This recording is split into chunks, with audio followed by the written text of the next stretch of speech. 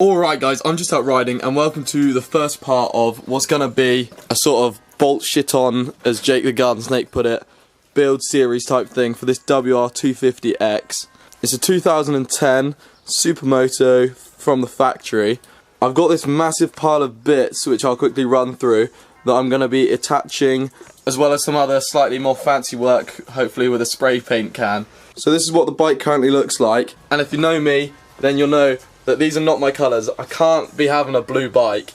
It needs to be white with some red and black highlights, much like my 125. So I'll try to give you a quick run over of the plan. Today's video is going to be focused, hopefully, on a facelift for this bad boy. I've got a new front mudguard, which is a Polisport SM line front mudguard, and a Polisport Halo headlight, which hopefully will give it a much nicer, more aggressive front, because I just hate the front of this bike at the minute. Handguards, which are off of my WR125, I took them off yesterday and they're going to be going on. New hand grips, because the hand grips on it are blue.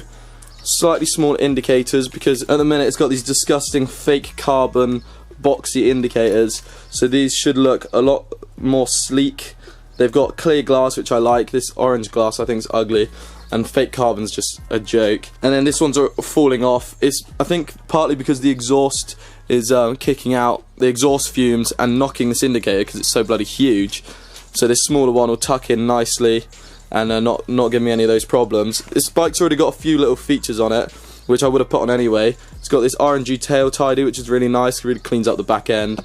It's got this luggage rack, which has max load 3 kilograms on it, but I'll be definitely putting more than that on it. It's got some Pro Taper bars on it, FMF race exhaust. It's got a few other little bits and bobs like this anodized gear selector and some rim tape, but because that's all sort of blue, I'm going to be changing that. The gear lever I'll probably just end up spray painting black. Just, it's really nice anodized, but it's not going to fit the rest of the bike. In terms of mirrors also, I'm not a big fan of mirrors on Supermotos, but you'll know on my WR I did have one mirror, just because I do really like having a mirror on the bike, although I hate the look of them. I've gone for these mirrors which go on the handlebars. They're actually bar end mirrors, but I've been assured that you can take out this clamp that goes in the end of the bar and instead just mount it onto the actual handlebar itself. There I am. These are ultra large field of view. Oi, oi. So they should give me a nice view behind me of what's going on. There we go. Spray painting it's going to be a bit interesting. I'll take off all the stickers, give it a good clean, and I've got some nice spray paint. You may be thinking, didn't you spray paint your pit bike and it looked terrible? Firstly, how dare you? Secondly, yes. I feel like I can do a much better job than that, and it will look nice. I've also got an alarm system and a GPS tracker system that will be going on. I would quite like to change this for an anodized red fuel cap, but that's not really important. This luggage rack will probably stay similar, though I might paint this tubing black just to break it up, because this panel is going to be white. I'm going to be leaving this panel black. This panel will be white, and then all the other panels will be changed. The seat, obviously it's got this blue accent on it, which I can't be having, so I've brought some seat fabric, which I'm gonna hopefully make myself into a seat cover, because it was a lot cheaper than buying one, by about 50 quid. So I'm gonna hopefully wrap the seat, but I'm not sure how well that's gonna look. But worst case scenario, I just buy a new seat cover or a new seat with better foam, but that's looking extremely expensive, so it's not going to happen anytime soon. What I'm going to do now is just take off all the little bits and bobs, take off the panels, get to know the bike as well. It's kind of similar to the WR, but I really don't know where all the bolts are, so it's going to be a nice exercise. Then start hopefully bolting on some new stuff and get the front face of this bike a bit of a lift.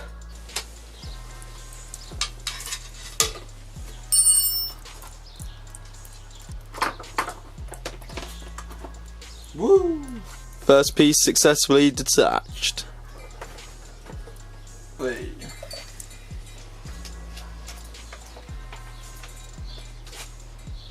The bolts on this are really weird. They were using 8mm bolts to hold on the seat, and now they're using Phillips head screws to hold on bodywork.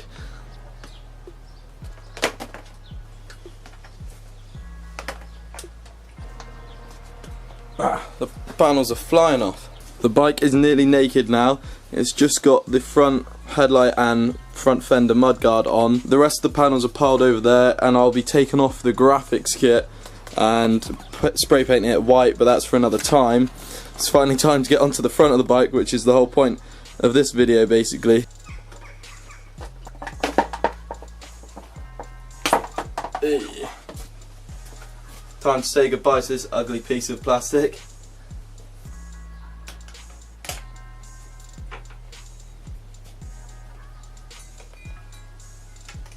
All the plastics of the bike have now been removed. It looks pretty stupid. I'll probably take off these front indicators as well while we're at it.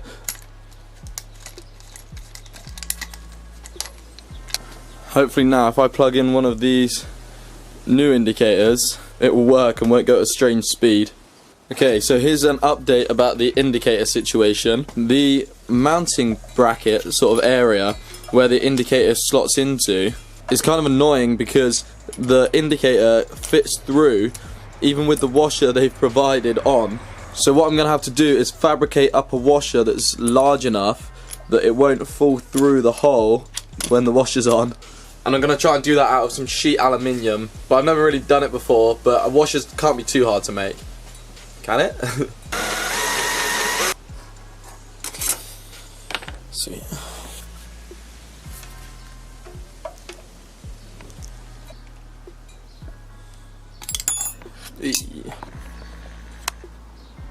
The washer fits onto the indicator, so now see if the wonky washer fits on the bike.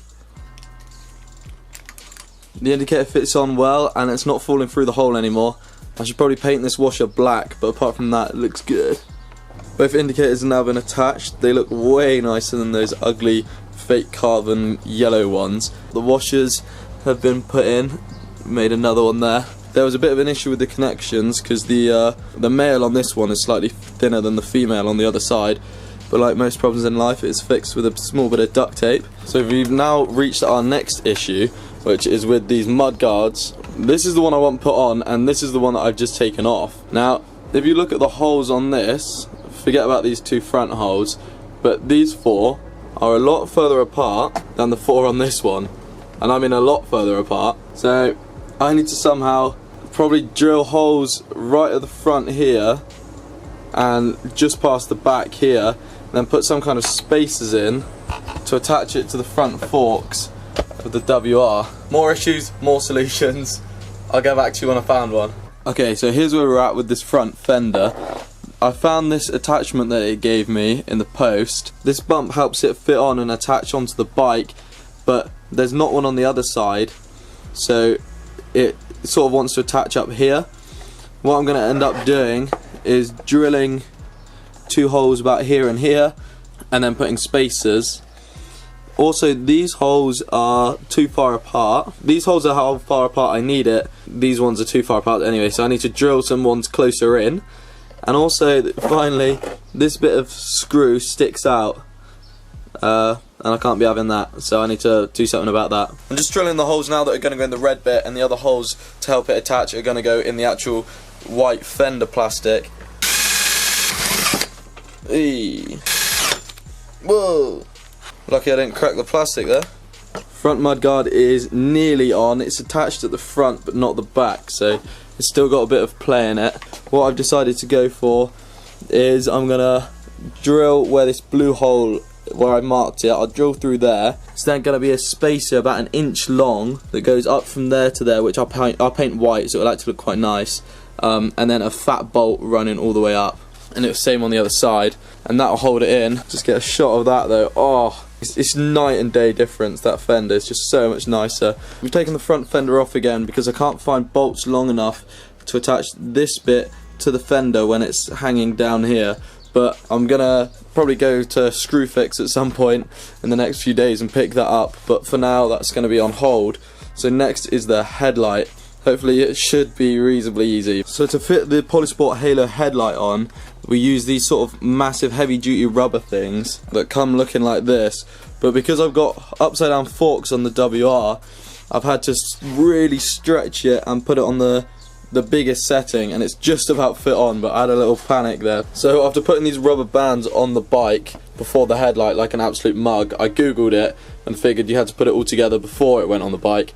So now the headlight is slightly dirty, but it is all put together, ready to strap on, hopefully as simply as that, and also plug in these connection points. One of the connectors on this headlamp that connects the some like side light or something is the connectors were different, even though it's meant to be universal. So I'm just stripping back the wires on this like that, and we're gonna crimp on some different connectors.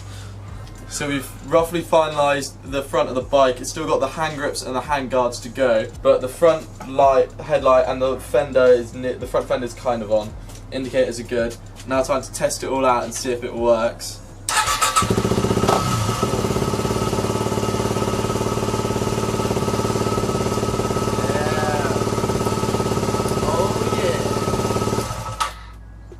Nice one. Right, that's all it is for this episode. The next episode, there's a little bit more on the front to go, and then a lot on the back.